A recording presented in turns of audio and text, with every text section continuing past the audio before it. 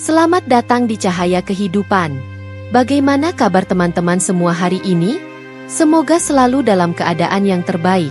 Di sini, kita berbagi kisah-kisah yang menginspirasi, menyentuh hati, dan membawa harapan baru untuk kita semua. Hari ini saya akan menceritakan tentang seorang wanita yang merasa kehidupannya sempurna dengan seorang suami yang tampak memiliki segalanya. Namun, sebuah pengkhianatan datang menghancurkan segala harapan. Saat ia mengetahui bahwa suaminya diam-diam menikahi seorang wanita lain yang mengira bahwa kekayaan yang dimiliki suaminya adalah miliknya. Apa yang terjadi ketika kebenaran terungkap? Dan bagaimana wanita ini berjuang untuk mengembalikan hidupnya? Ikuti perjalanan penuh emosi dan perasaan campur aduk yang akan membawa kita pada sebuah perubahan besar dalam hidupnya. Sebelum kita mulai ceritanya, yuk beri dukungan terbaik dengan ketik Kobiltu di kolom komentar serta like dan subscribe channel ini. Ingat, cahaya kecil dari cerita ini bisa menerangi perjalananmu dan orang lain di sekitar kita. Nadira selalu tampak sempurna di mata siapapun yang melihatnya. Ia wanita cantik, cerdas, dan elegan. Setiap langkahnya memancarkan wibawa. Setiap kata yang keluar dari bibirnya penuh ketegasan, namun tetap terdengar hangat. Ia dikenal sebagai CEO dari salah satu perusahaan properti terbesar di Jakarta. Di usia yang baru menginjak 32 tahun, ia telah memiliki segalanya, karir gemilang, kekayaan melimpah, dan seorang suami yang tampak sempurna di mata publik. Namanya Rafka. Tinggi, tampan, dan memesona. Pria itu selalu mendampingi Nadira di berbagai acara penting, tersenyum di sampingnya, seolah menjadi simbol keharmonisan rumah tangga.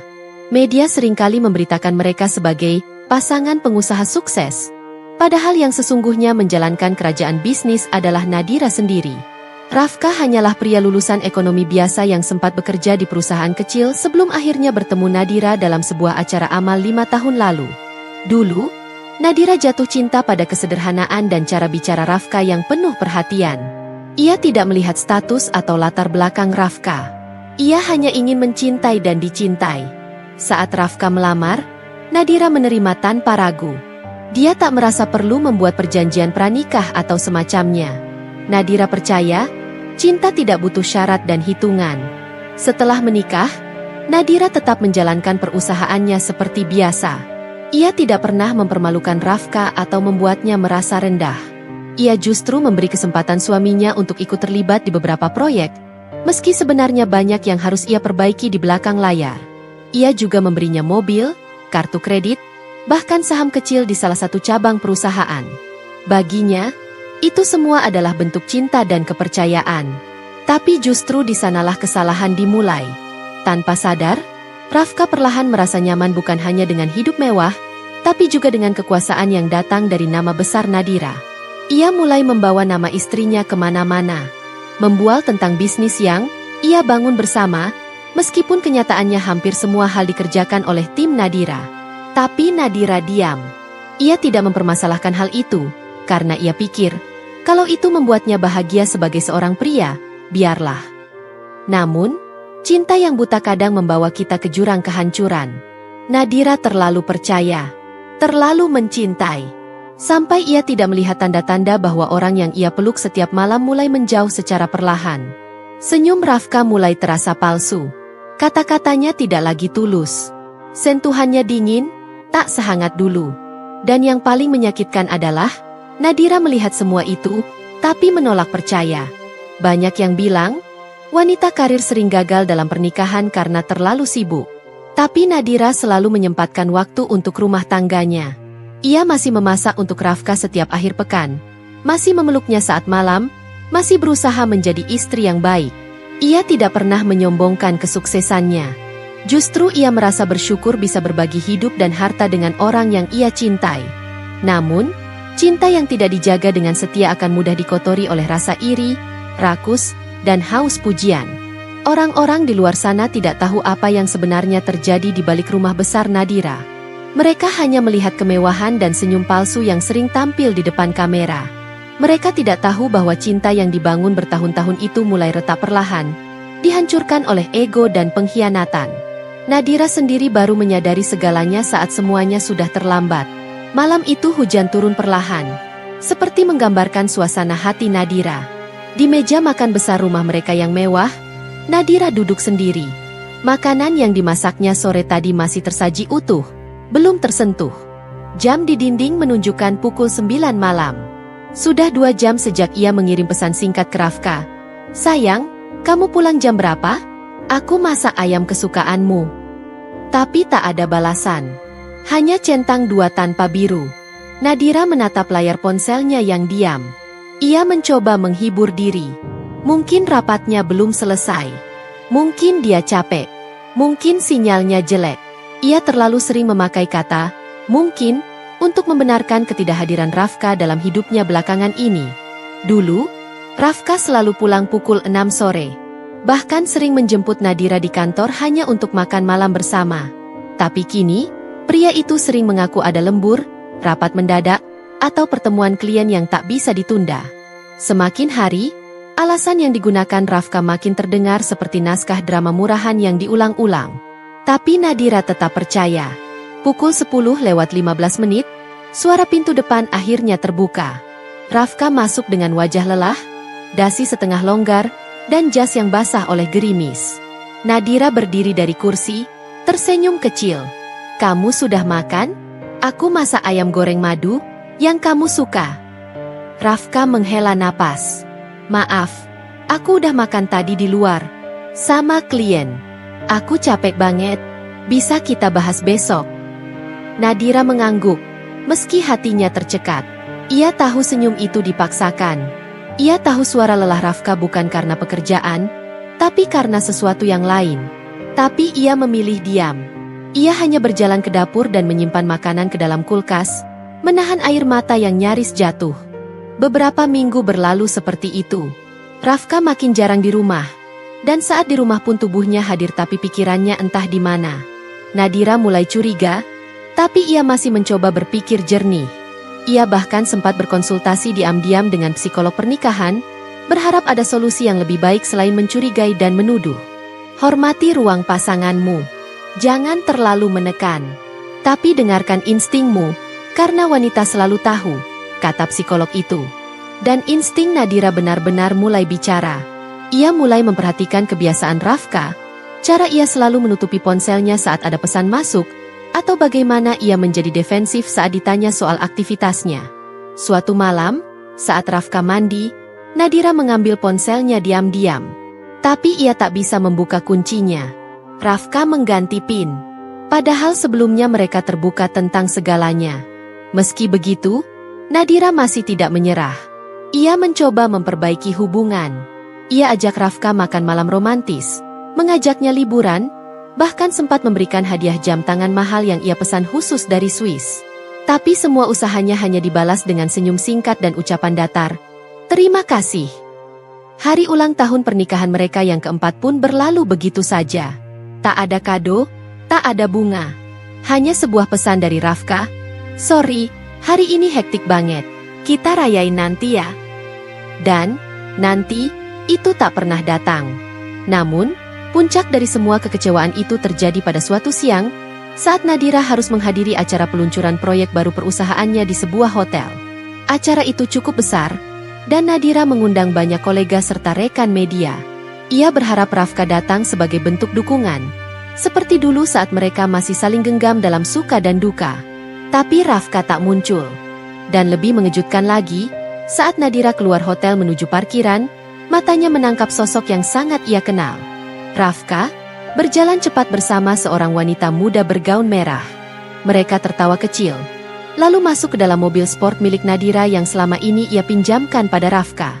Nadira berdiri terpaku. Napasnya tercekat. Ia tak mengejar, tak memanggil. Ia hanya menatap mobil itu melaju menjauh, meninggalkan debu dan luka di hatinya.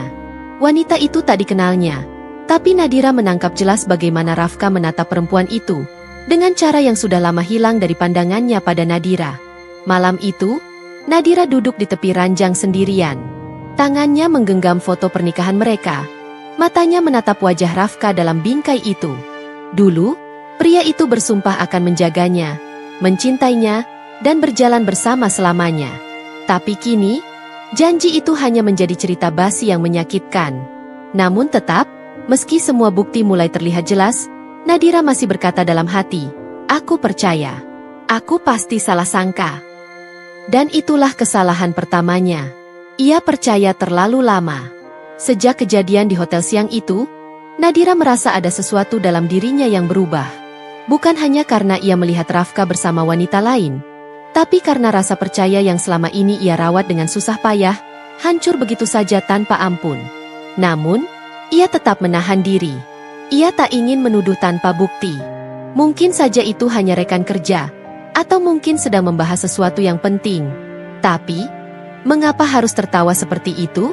Mengapa harus masuk mobil dengan senyum yang tak asing lagi? Beberapa hari kemudian, Nadira memutuskan untuk menyewa penyelidik pribadi.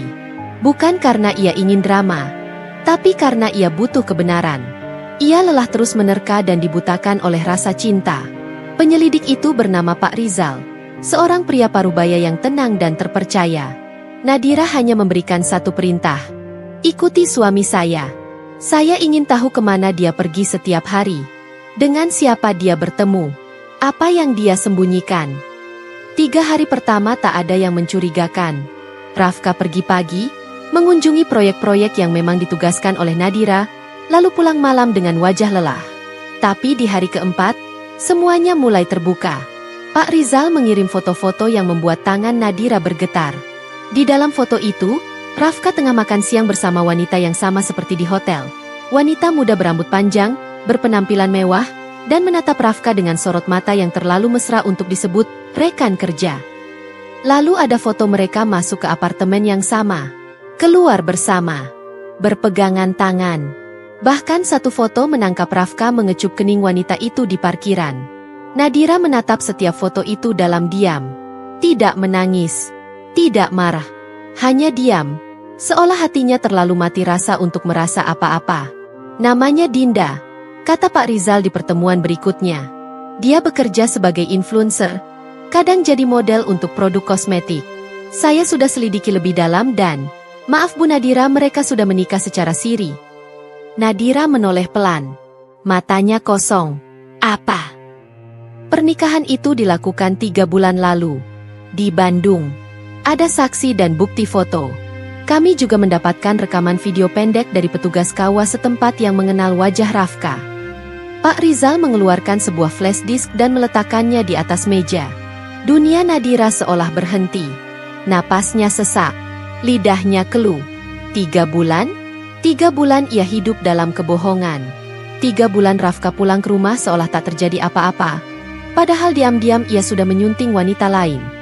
Nadira bahkan tak tahu bagaimana bisa pria itu masih mampu tidur di sampingnya setiap malam, mencium keningnya sambil menyembunyikan luka yang lebih dalam dari sekadar selingkuh, pengkhianatan dalam bentuk paling jahat, menikah di belakang istri sah. Tangis Nadira akhirnya pecah di dalam mobil. Ia memarkir di pinggir jalan, menutup wajah dengan kedua tangan, menahan isak yang sudah tak bisa dibendung. Ia merasa seperti orang bodoh. Wanita yang selalu tampak kuat, sukses, dan sempurna di mata orang lain, kini hancur oleh cinta yang salah. Ia terjebak dalam rumah tangga yang hanya tinggal nama, tapi tak lagi ada cinta di dalamnya. Malam harinya, Nadira pulang ke rumah dengan langkah berat. Ia menemukan Rafka sedang menonton televisi di ruang keluarga. Santai seolah tak pernah ada kebohongan di antara mereka. Nadira menatapnya lama, mencoba menahan emosi. Sayang, kamu kenapa? Tanya Rafka sambil menoleh. Nadira duduk di depannya. Hari ini aku dapat kabar menarik, katanya pelan. Rafka tampak bingung. Kabar apa? Kabar kalau kamu sudah menikah lagi. Sama perempuan yang kamu temui diam-diam. Dinda, kan? Wajah Rafka langsung berubah. Puc, bingung. Gagal menyembunyikan keterkejutan. Mulutnya terbuka, tapi tak ada kata yang keluar. Berapa lama kamu mau terus bohong, Rafka? Suara Nadira masih tenang, tapi dingin. Aku bisa jelaskan. Tidak perlu, potong Nadira. Aku sudah cukup mendengar dan melihat. Dira, dengar dulu. Aku juga bingung harus bagaimana. Kamu terlalu sibuk, kamu terlalu kuat. Aku merasa kecil di dekatmu. Dinda, dia memberiku rasa dihargai sebagai pria. Nadira tertawa getir. Jadi salahku? Karena aku terlalu sukses? Karena aku tidak mau berpura-pura lemah supaya kamu bisa merasa jantan. Rafka tak bisa menjawab. Ia menunduk. Nadira berdiri. Mulai malam ini, kamu keluar dari rumah ini. Aku akan urus perceraian kita secepatnya. Dira, kamu sudah memilih. Sekarang giliran aku memilih. Dan aku memilih untuk menyelamatkan diriku sendiri. Rafka tak bisa berkata apa-apa. Ia hanya bisa menatap punggung Nadira yang berjalan meninggalkannya tanpa ragu. Wanita itu mungkin terluka. Tapi dari luka itulah kekuatan besar akan lahir. Dan malam itu, Nadira tahu, ini baru awal dari pertarungan yang sebenarnya. Pagi itu, matahari belum tinggi, tapi Nadira sudah bangun dengan semangat yang tak biasa. Luka hatinya memang belum sembuh, tapi kini ia memiliki satu tujuan, mengambil kembali kendali atas hidupnya, atas segalanya yang selama ini ia berikan pada Rafka tanpa syarat. Dulu ia mencintai pria itu dengan sepenuh hati, memberinya rumah, kenyamanan, bahkan memperkenalkan Rafka ke dunia bisnis, hingga pria itu duduk di jajaran manajemen perusahaan milik Nadira. Tapi semua itu sekarang hanyalah sejarah yang pahit. Dan Nadira sadar, ia telah terlalu dermawan terhadap orang yang salah. Pagi itu juga, Nadira menelepon pengacaranya, Bu Lilis. Seorang wanita tangguh dan cerdas yang sudah lama menjadi penasihat hukumnya. Saya ingin proses perceraian dimulai secepatnya. Dan saya ingin semua aset yang atas nama saya ditarik dari akses Rafka. Segera. Di seberang telepon, Bu Lilis langsung menjawab dengan sigap. Baik, Bu Nadira. Untuk rumah, mobil, rekening, dan saham perusahaan yang diatasnamakan suami ibu, kami bisa urus pembekuan aksesnya dalam 1 minggu. Tapi untuk jabatan di perusahaan, akan lebih sensitif karena dia masih menjabat sebagai direktur pemasaran. Nadira berdiri dari kursinya, menatap jendela rumah besar yang kini terasa begitu kosong. Kita mulai dari situ. Copot dia. Tak perlu waktu lama, dalam 2 hari, rapat dewan direksi digelar.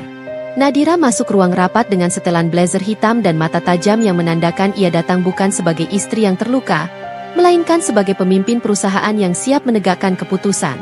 Rafka sudah duduk di salah satu kursi, tampak gelisah. Ia mungkin tahu ini akan datang, tapi tak pernah menyangka begitu cepat.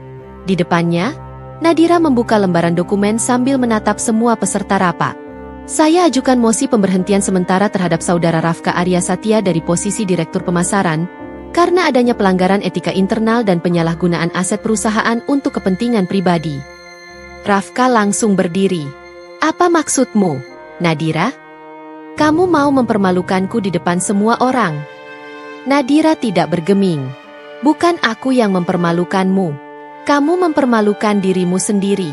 Kamu membawa wanita simpananmu menggunakan mobil perusahaan, tinggal di apartemen yang dibayar dari rekening perusahaan, dan kamu pikir semua itu tak akan ketahuan? Beberapa anggota direksi terkejut. Sebagian menunduk tak nyaman. Yang lainnya mengangguk setuju, karena desas-desus soal Rafka dan wanita muda misterius, itu memang sudah lama beredar, hanya belum ada bukti sekuat ini. Aku bukan cuma istrimu, Rafka. Aku adalah CEO di sini. Dan kamu lupa satu hal penting, semua yang kamu miliki sekarang berasal dari aku. Dengan suara bulat, Dewan menyetujui pemberhentian sementara Rafka.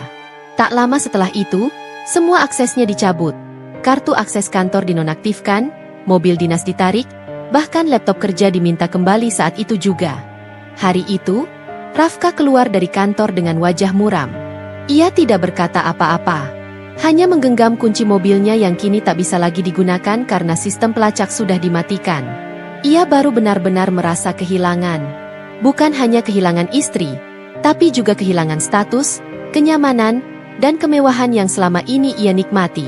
Di rumah, Nadira tidak berhenti. Ia langsung menghubungi bagian hukum untuk membekukan rekening bersama. Semua dana perusahaan yang digunakan Rafka untuk gaya hidupnya bersama Dinda langsung diblokir. Bahkan kartu kredit tambahan atas nama Rafka dimatikan secara resmi. Keesokan harinya, Rafka datang ke rumah. Ia sudah tidak tinggal di sana, tapi masih mencoba masuk seperti biasa. Sayangnya, kunci digital sudah diganti. Nadira muncul di balik pintu dengan ekspresi dingin. Ada perlu apa kamu kesini? Aku nggak punya tempat tinggal lagi. Apartemen itu bukan atas nama aku, dan sekarang udah ditutup aksesnya. Bukankah kamu punya istri kedua? Tinggallah di tempat dia. Atau biar aku bantu carikan kos-kosan sederhana, ucap Nadira sarkastik. Rafka terdiam. Napasnya memburu, wajahnya merah. Dira, jangan begini, aku memang salah. Tapi kamu gak harus ngambil semuanya dari aku. Nadira menatap tajam. Aku gak ngambil apapun. Aku hanya menarik kembali apa yang selama ini aku berikan. Kamu bilang kamu laki-laki?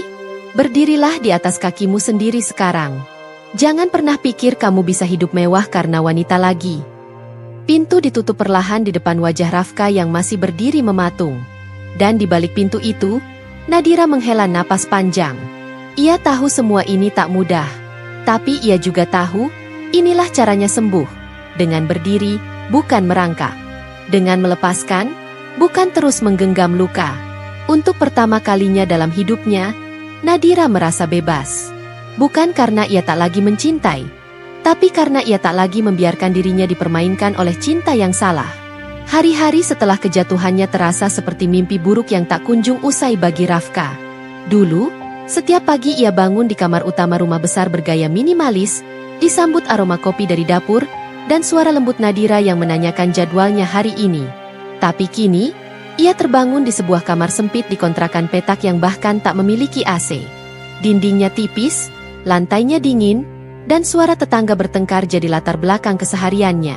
Dinda duduk di sampingnya, wajahnya tak lagi cerah seperti dulu. Rambut panjangnya yang dulu selalu terawat kini mulai kusam. Dandanannya pun seadanya. Ia mulai sadar, hidup sebagai istri, siri, dari pria yang sudah kehilangan segalanya tidak semewah yang ia bayangkan. Mas, kamu beneran gak bisa balikin lagi semua yang dulu itu? Tanya Dinda pagi itu. Nada suaranya mulai menyiratkan penyesalan. Rafka menghela napas panjang. Aku udah coba hubungi beberapa teman, tapi semua tutup telinga. Mereka dulu baik karena aku suaminya Nadira. Sekarang, aku bukan siapa-siapa. Dinda mengernyit. Terus, kita mau hidup kayak gini terus? Rafka menatap sekeliling kamar yang pengap. Sementara, iya. Perubahan drastis ini menghantam ego Rafka dengan keras. Ia yang dulunya disanjung, kini dicibir. Di kantor lama, para karyawan berbisik saat namanya disebut. Ia jadi bahan gosip dan lelucon. Bahkan satpam perusahaan pun tak lagi menyapanya dengan hormat. Semuanya berubah secepat petir menyambar. Dan semua berawal dari keputusan bodohnya yang memilih mengkhianati wanita yang selama ini menopangnya. Di sisi lain, Dinda mulai merasakan ketidaknyamanan yang dulu tidak pernah ia pikirkan. Ia dulu membayangkan hidup bersama pria mapan yang bisa memberinya tas bermerek, liburan ke Bali, makan malam di restoran bintang 5. Tapi kenyataan tak seindah drama Korea. Rafka bukan lagi sosok elegan dengan jas mahal dan mobil mewah. Ia sekarang hanya pria biasa, yang pulang membawa 2 bungkus nasi padang murah dan duduk di lantai, karena mereka tak punya meja makan. Rasa kecewa mulai menggerogoti Dinda. Ia bahkan mulai membandingkan hidupnya dulu, ketika masih sendiri tapi bisa jalan-jalan berkat endorsement. Sekarang, bahkan untuk membeli skincare saja ia harus berpikir 2 kali. Ia mencoba kembali membuat konten di media sosial, tapi komentar warganet sudah berubah menjadi cemoohan. Pelakor dapat batunya. Begitu komentar yang paling sering muncul. Rafka sendiri mencoba mencari pekerjaan. Tapi kemanapun ia melamar, latar belakangnya sebagai mantan direktur yang dipecat karena skandal membuat perusahaan enggan menyentuhnya. Ia bahkan sempat ditolak jadi marketing freelance untuk sebuah produk properti. Satu malam, Rafka pulang lebih larut dari biasanya. Ia kelelahan, dan wajahnya penuh peluh. Ia baru saja membantu seorang teman di bengkel kecil untuk mengangkat-angkat barang. Bukan pekerjaan tetap, tapi cukup untuk mendapat uang rokok. Dinda menyambutnya dengan wajah cemberut. Aku udah gak tahan, Mas.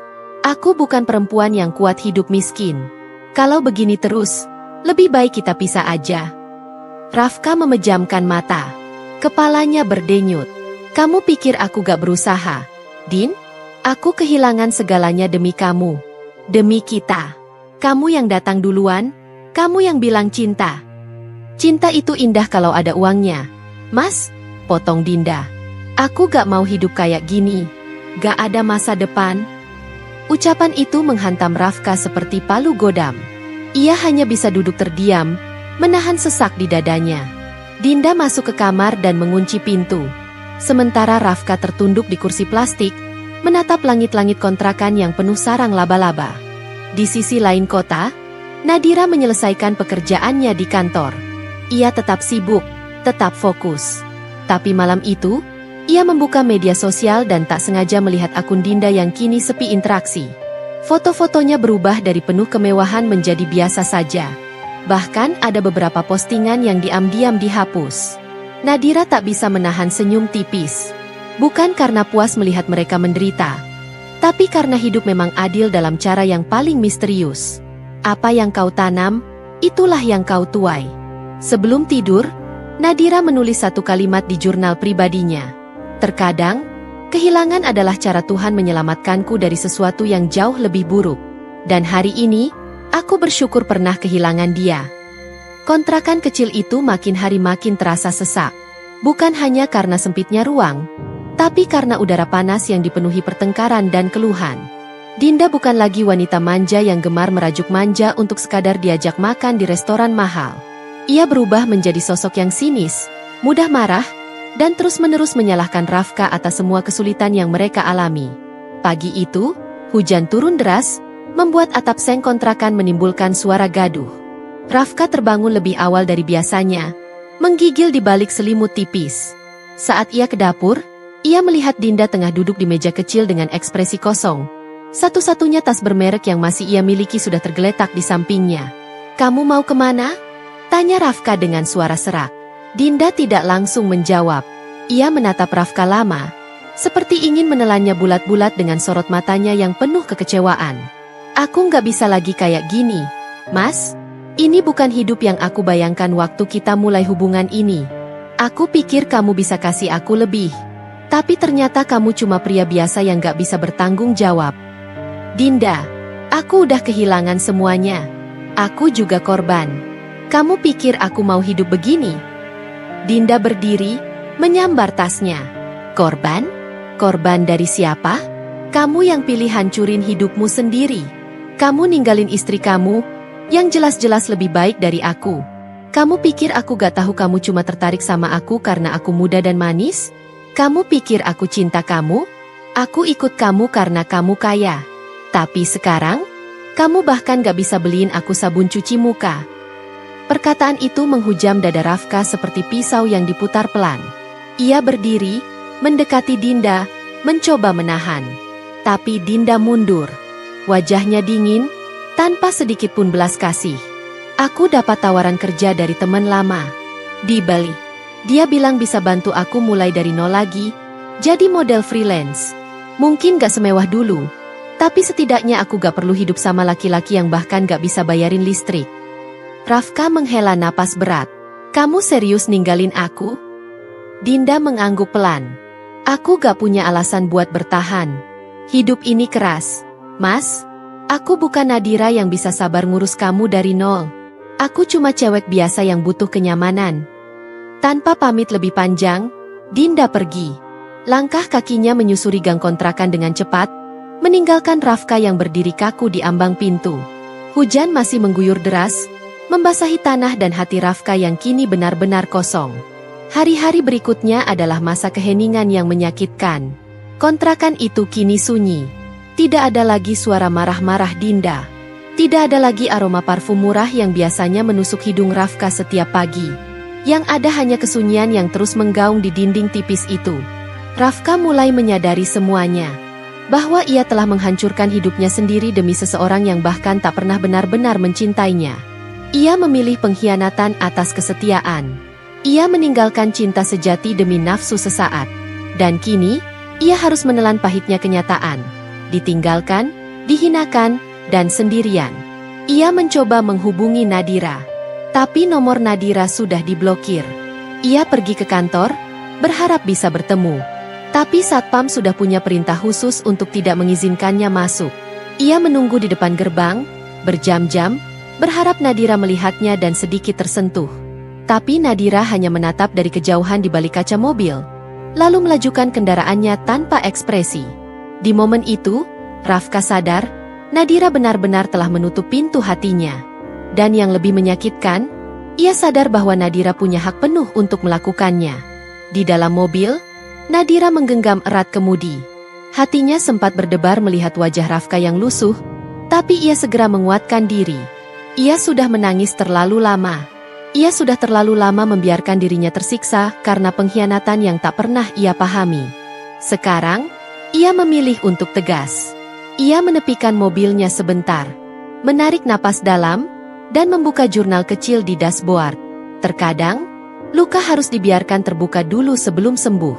Tapi saat ia sembuh, jangan biarkan siapapun melukainya lagi, termasuk orang yang pernah kamu cintai. Hari itu, Nadira memilih untuk benar-benar melangkah ke depan. Dan hari itu juga, Rafka benar-benar ditinggalkan. Oleh Dinda, oleh Nadira, oleh semua kenyamanan yang dulu membuatnya sombong. Kini yang tersisa hanya dia dan penyesalan. Beberapa bulan telah berlalu sejak hari terakhir Nadira menatap wajah lusuh Rafka dari balik kaca mobilnya. Sejak saat itu, hidupnya berubah drastis. Bukan karena ia mendapatkan seseorang yang baru, tapi karena ia akhirnya menemukan kembali dirinya yang lama, bahkan versi yang jauh lebih kuat dan berharga. Nadira tak lagi menangisi masa lalu. Setiap pagi ia bangun lebih awal, menyeduh kopinya sendiri, dan menikmati kesendirian yang tak lagi menyakitkan. Kantor tempat ia bekerja, sekaligus perusahaan keluarganya, berkembang pesat di bawah kepemimpinannya. Ia memimpin dengan penuh ketegasan namun tetap berempati. Karyawan yang dulu melihatnya hanya sebagai istri bos, kini menaruh hormat padanya sebagai pemimpin sejati. Di ruang rapat, Nadira bukan lagi wanita pendiam yang hanya duduk di samping Rafka. Ia berdiri, mempresentasikan ide, membantah strategi yang lemah, dan berani mengambil keputusan besar. Beberapa proyek besar ditangani langsung olehnya, dan hasilnya gemilang. Ia bahkan membuka satu unit usaha baru, yang khusus memberdayakan para janda dan ibu rumah tangga untuk belajar bisnis rumahan. Dulu aku pernah ditinggalkan karena dianggap tak berguna, katanya suatu waktu saat menjadi pembicara dalam seminar pemberdayaan perempuan. Tapi hari ini, aku berdiri di sini karena luka itu yang menguatkanku.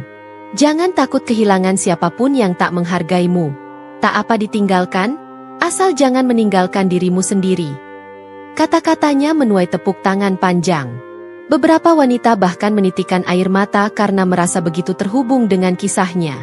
Nadira tak menyebut nama, tak membuka luka secara vulgar, tapi dari sorot matanya, semua orang tahu, ia pernah dihancurkan, tapi tidak hancur. Sementara itu, di sisi lain kota, kehidupan Rafka benar-benar terperosok. Setelah ditinggal Dinda, ia mencoba kembali bekerja serabutan. Ia pernah menjadi sopir ojek online, tapi ratingnya buruk karena sikapnya yang tak sabaran. Ia mencoba jualan makanan ringan di pinggir jalan, tapi kalah bersaing dan sering diusir karena tak punya izin. Ia bahkan mencoba menghubungi teman-teman lamanya. Tapi semuanya sudah tak peduli. Ia menyadari, dulu ia dihormati bukan karena dirinya, tapi karena status dan koneksi Nadira. Tanpa semua itu, ia hanya lelaki biasa, dan menyedihkan. Hidupnya kini sunyi, lebih sunyi dari sekadar kehilangan. Ia kehilangan harga diri, kehilangan arah, dan lebih dari segalanya, kehilangan wanita yang dulu dengan tulus mencintainya. Dinda, setelah pergi ke Bali, ia sempat eksis di media sosial, mencoba membangun citra baru. Tapi skandal masa lalunya terus menghantuinya. Netizen tak memberi ampun. Karir modelingnya pun tenggelam. Ia tak tahan dengan tekanan itu dan memutuskan tinggal di rumah orang tuanya di kampung. Kini, ia hanya bisa menatap layar ponsel, melihat kehidupan Nadira yang begitu cemerlang dari jauh. Sementara itu, Nadira mulai menikmati hidup yang ia bangun dengan keringat dan air mata. Ia mulai traveling ke tempat-tempat yang dulu hanya ia impikan. Bukan karena ingin pamer, tapi karena ia merasa pantas untuk menikmati kebahagiaan setelah semua luka. Ia mengunjungi pegunungan, laut biru, dan kota-kota kecil yang tenang. Di setiap perjalanan, ia menulis di jurnalnya, merenungkan makna kehidupan. Pada suatu pagi yang cerah, Nadira berdiri di balkon villa kecil di Ubud. Ia memejamkan mata, menikmati semilir angin yang lembut menyentuh wajahnya. Di tangannya, sebuah buku terbuka dengan halaman kosong. Ia menulis, Aku tak pernah menyesali apa yang terjadi. Justru dari pengkhianatan, aku menemukan kekuatanku. Dari kehilangan, aku belajar menghargai diriku. Dan dari kesendirian, aku belajar bahwa cinta terbesar adalah mencintai diri sendiri. Tak lama kemudian, ponselnya berdering. Sebuah notifikasi masuk, tawaran kolaborasi bisnis dari salah satu investor luar negeri. Nadira tersenyum. Tuhan memang punya cara membalas luka dengan kejutan-kejutan yang tak terduga. Sore harinya, ia menyapa para staf barunya di villa. Ia membangun program retreat khusus untuk wanita penyintas perceraian dan kekerasan emosional, memberdayakan mereka untuk bangkit melalui healing, keterampilan, dan bisnis. Ia tak hanya bangkit, ia membangkitkan orang lain. Dan di titik itulah, Nadira benar-benar menang. Bukan karena dendam, bukan karena membuat mantan suaminya terpuruk, tapi karena ia mampu berdiri, tetap anggun, dan berjalan lebih jauh dari siapapun yang pernah meremehkannya. 3 tahun telah berlalu sejak luka itu pertama kali tercipta. Waktu memang tak bisa menghapus masa lalu, tapi ia mampu menyembuhkan dengan perlahan, membawa setiap luka menuju penutupannya sendiri. Nadira duduk di sebuah kafe kecil di pinggir kota, dikelilingi aroma kopi dan ketenangan yang sulit dijelaskan dengan kata-kata. Ia tak lagi memakai setelan kerja ketat atau high heels mahal. Hari ini, ia mengenakan kemeja putih longgar dan celana kain lembut, rambutnya dikepang santai, wajahnya bersih tanpa make-up tebal. Tapi justru dalam kesederhanaan itu, ia tampak lebih kuat, lebih dewasa, dan lebih damai dari sebelumnya. Di hadapannya, ada seorang wanita muda yang duduk dengan gugup. Tangannya menggenggam gelas kopi dengan erat, matanya menatap Nadira seolah tak percaya. Ia adalah peserta program pemberdayaan wanita yang digagas oleh Nadira. Seorang mantan istri yang juga dikhianati, disingkirkan, dan ditinggalkan. Mbak Nadira, aku cuma pengen bilang terima kasih. Karena program Mbak, aku bisa punya usaha kecil sendiri. Dulu aku kira hidupku udah selesai waktu suami selingkuh dan nikah lagi diam-diam. Tapi ternyata, hidup baru justru dimulai dari titik itu. Nadira tersenyum. Hatinya menghangat, tapi juga terasa getir. Karena ia tahu persis rasa itu. Ia pernah duduk di posisi wanita muda itu. Ia pernah merasakan hancurnya harga diri, sakitnya ditinggalkan tanpa penjelasan, dan getirnya melihat orang yang dulu dicintai bahagia bersama orang lain, yang menghancurkan rumah tangga mereka. Tapi hari ini, Nadira bukan lagi wanita yang sama. Ia sudah berjalan jauh melewati badai. Dan setiap jejak luka di masa lalunya, kini menjadi pijakan bagi wanita lain untuk bangkit. Di tempat berbeda, di sebuah bengkel kecil pinggiran kota, tampak seorang pria sedang memperbaiki motor dengan tangan berminyak. Wajahnya lebih tua dari usia, matanya sayu, dan punggungnya sedikit bungkuk. Ia bekerja di bengkel milik temannya, dibayar harian. Uang pas-pasan, tapi cukup untuk makan. Setiap malam, ia pulang ke kamar kos kecil, membuka ponselnya dan memandangi akun media sosial Nadira. Ia tak lagi mencoba menghubungi. Ia tahu, semua sudah terlambat. Tapi ia tetap memandangi foto-fotonya. Bukan dengan rasa iri, tapi dengan rasa bersalah dan penyesalan yang tak bisa dihapus waktu.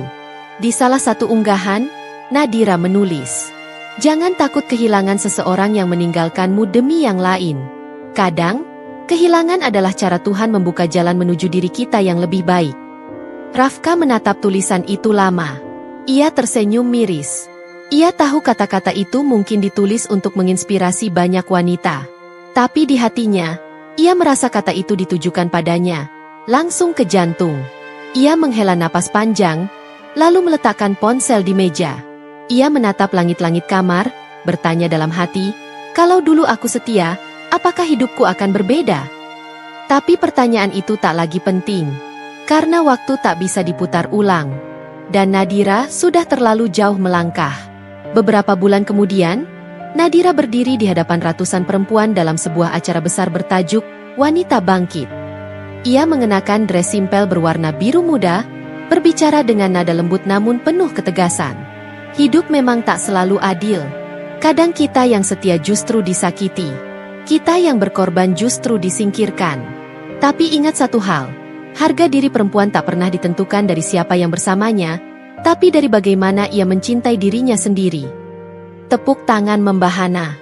Di antara kerumunan, beberapa wanita menangis haru. Mereka merasa didengar, dipahami, dan dikuatkan. Nadira menatap mereka semua dengan senyum tulus.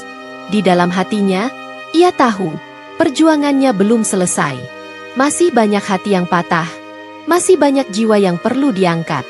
Tapi ia tak gentar. Ia telah melalui badai, dan ia tahu betapa pentingnya satu cahaya kecil dalam kegelapan. Di akhir acara, seorang anak kecil berlari ke arahnya. Anak perempuan berumur 5 tahun, yang kini menjadi mataharinya setiap pagi. Nadira mengangkatnya dan memeluknya erat. "Bunda capek?" tanya si kecil. Nadira mencium pipinya. "Enggak, sayang. Bunda bahagia. Karena hari ini, Bunda lihat banyak wanita lain mulai berani bangkit seperti Bunda dulu." Di momen itu, langit terasa lebih biru, udara lebih hangat, dan dunia, meski tak sempurna, terasa lebih ringan untuk dijalani. Karena Nadira sudah tak lagi menjadi korban. Ia adalah pemenang dari cerita hidupnya sendiri. Dan kisahnya akan terus menjadi inspirasi bagi siapapun yang pernah merasa hancur namun memilih untuk bangkit. Terima kasih sudah menonton sampai akhir.